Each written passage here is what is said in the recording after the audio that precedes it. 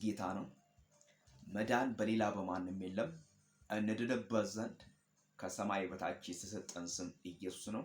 ወንጌል ያሸንፋል፣ ወንጌል ይለውጣል፣ ወንጌል ያኖራል። ስሙኝ፣ እንዲህ ይላል የእግዚአብሔር ቃል፣ በወንጌል አላፍርም ይላል ጳውሎስ የሚናገረው ይሄንን።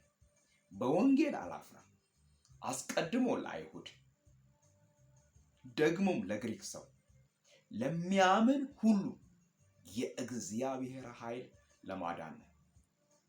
ጻድቅ በእምነት ይኖራል ተብሎ እንደተጻፈ የእግዚአብሔር ጽድቅ ከእምነት ወደ እምነት በእርሱ ይገለጣል።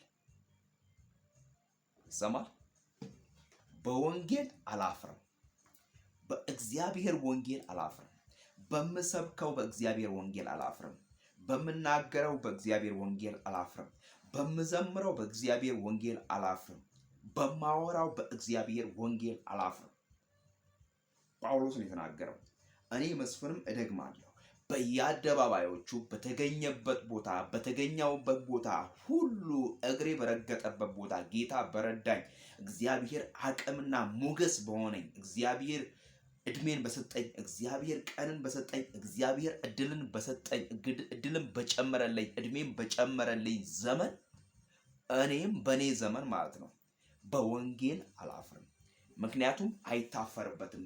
ጌታ ኢየሱስ ክርስቶስ ራሱን በቀራንዮ መስቀል ላይ አሳልፎ ስለኔ ስላንተ ስላንቺ ስለሁላችንም አሳልፎ በደል ኃጢአት ሲሰጥ አላፈረም፣ አልተሸማቀቀም።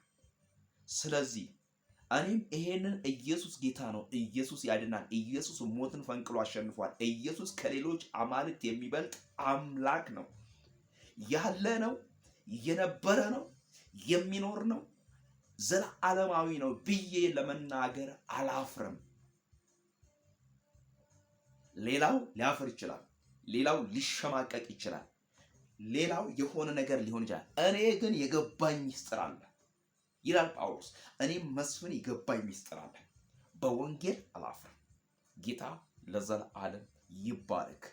በተገኘንበት አጋጣሚ ባገኘንበት አጋጣሚ በረገጥንበት ቦታ ሁሉ የእግዚአብሔርን የማዳንን ወንጌል እንናገራለን። ምክንያቱም እኛ ባንናገር እግዚአብሔር የሚናገር ትውልድ አለው። ስለዚህ ስንናገር የምንጠቀመው እኔና እናንተ ስለሆንን የእግዚአብሔርን የማዳንን ወንጌል እንናገራለን። ስለዚህ እንዲህ እያለን ኢየሱስ ያድናል፣ ሌላው አያድንም።